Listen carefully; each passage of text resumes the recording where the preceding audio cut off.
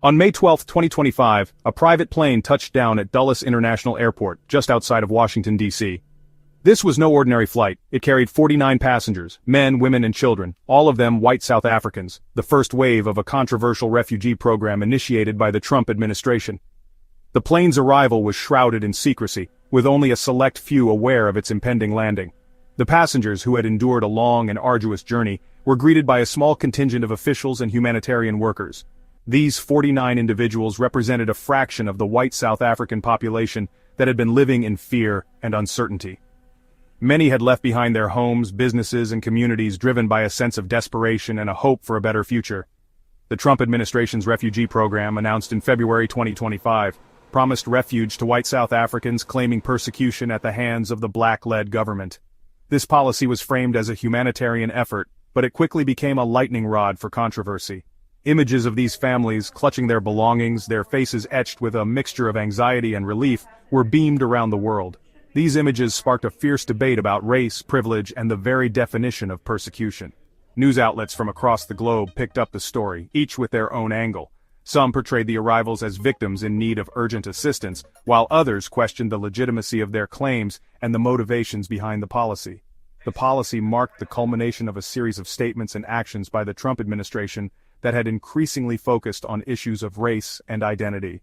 Critics argued that the program was less about humanitarian concern and more about political strategy. Supporters of the policy, however, saw it as a necessary intervention. They pointed to the stories of violence and discrimination faced by white South Africans, arguing that these individuals deserved the same protection and support as any other persecuted group. The program, steeped in the rhetoric of racial grievance that has become synonymous with the Trump era, immediately ignited a firestorm of controversy. Protests erupted in cities across the United States, with demonstrators both supporting and condemning the arrivals.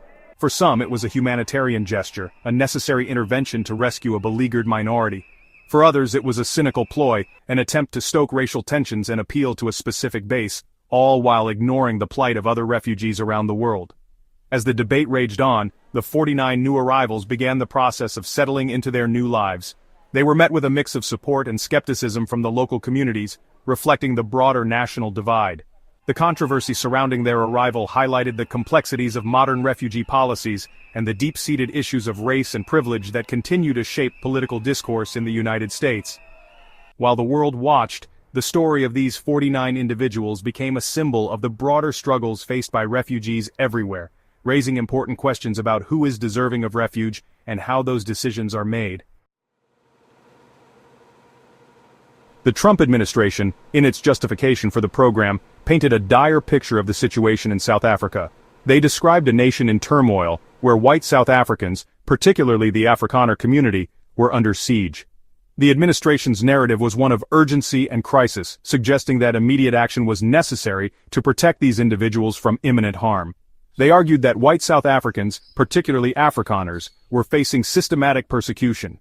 This persecution, they claimed, was not just random acts of violence, but a coordinated effort to marginalize and eliminate the white minority. The administration highlighted stories of families living in constant fear, their lives disrupted by threats and attacks, victims of a wave of violence and discrimination orchestrated by the black majority. These white South Africans were depicted as being on the brink of extinction. The narrative painted a grim picture of rural areas plagued by crime, with law enforcement either unable or unwilling to provide adequate protection. The administration's portrayal suggested a society where justice was skewed and the rule of law was failing. At the heart of their argument were the issues of farm attacks, affirmative action policies, and a land expropriation law.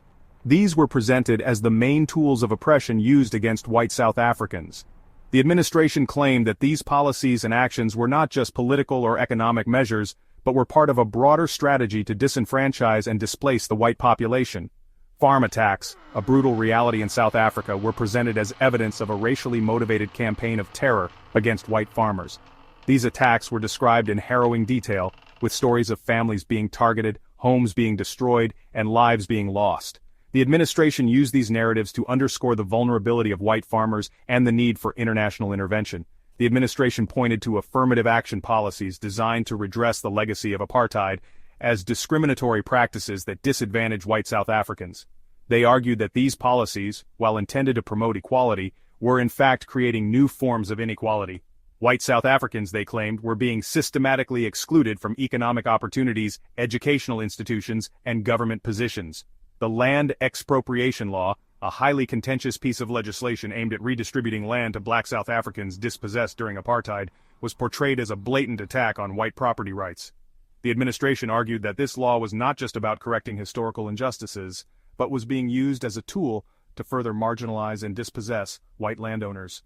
They suggested that this policy would lead to economic instability and social unrest. This narrative of persecution, amplified by right-wing media outlets, resonated with a segment of the American public, fueling support for the refugee program. These media outlets played a crucial role in shaping public perception, often highlighting the most sensational and emotional aspects of the story. Social media further amplified these narratives, creating a sense of urgency and moral imperative among supporters. The portrayal of white South Africans as victims in need of rescue struck a chord with many, leading to increased advocacy and pressure on the government to act.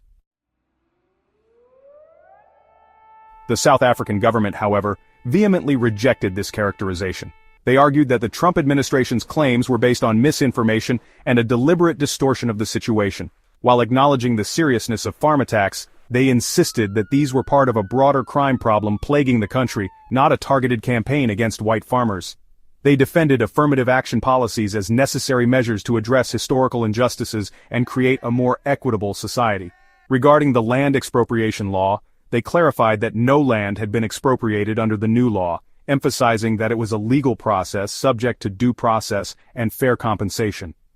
The South African government, while respecting the right of individuals to relocate, maintained that there was no justification for refugee status for white South Africans. They accused the Trump administration of interfering in their internal affairs and exploiting racial divisions for political gain. Section 4. A question of priorities, criticism, and controversy. The Trump administration's decision to prioritize white South African refugees while suspending other refugee programs from countries like Afghanistan, Iraq, and most of sub-Saharan Africa drew immediate and widespread condemnation. Human rights groups, refugee advocates, and many in the international community accused the administration of hypocrisy and racism, arguing that the program was driven by a white nationalist agenda rather than genuine humanitarian concerns. They pointed to the Trump administration's history of anti-immigrant policies, including the Muslim ban and the separation of families at the U.S.-Mexico border, as evidence of a pattern of discrimination and xenophobia. Critics also questioned the timing of the program, coming as it did in the midst of a heated election year, suggesting that it was a calculated move to energize Trump's base and distract from domestic problems. Section 5. Support and expansion. The mechanics of relocation. Despite the controversy, the Trump administration pressed ahead with the program. The first group of 49 refugees was just the beginning. The administration, emboldened by support from right-wing figures and media outlets, hinted at plans to expand the program, potentially offering refuge to tens of thousands of white South Africans.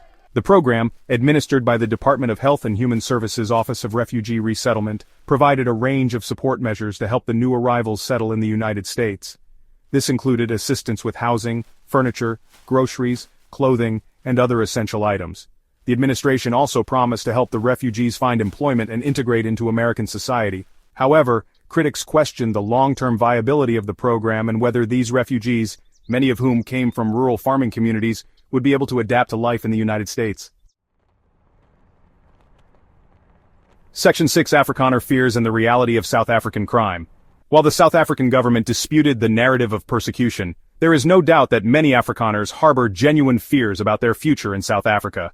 These fears are deeply rooted in the country's complex history and the socio-political changes that have taken place since the end of apartheid. For many Afrikaners, the transition to a democratic South Africa has been fraught with uncertainty and anxiety. They worry about their safety, their economic prospects, and their cultural identity in a rapidly changing nation.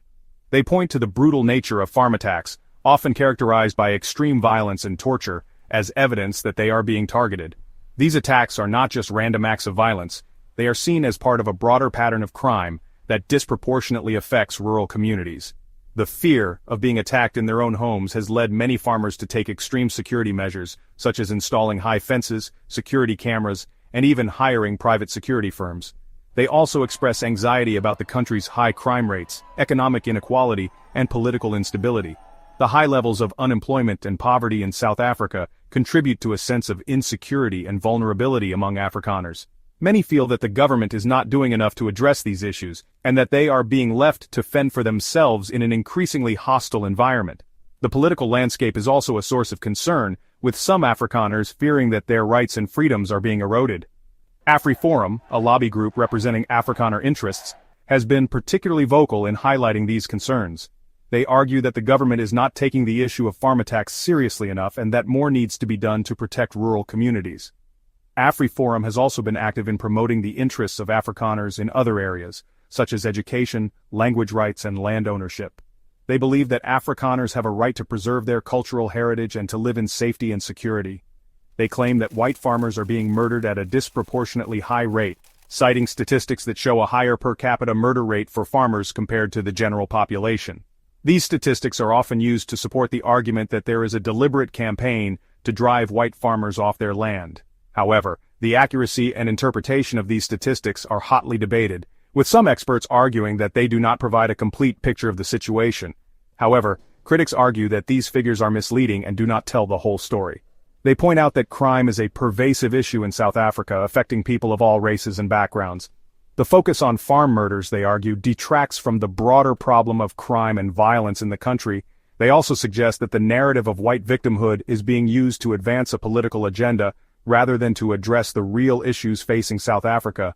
They point out that farm murders represent a small fraction of the overall murders in South Africa, and that crime affects all South Africans regardless of race. The reality is that South Africa is grappling with a high crime rate that impacts everyone, from urban dwellers to rural farmers. Addressing this issue requires a comprehensive approach that tackles the root causes of crime, such as poverty, inequality, and lack of opportunities. Only by working together can South Africans hope to create a safer and more just society for all.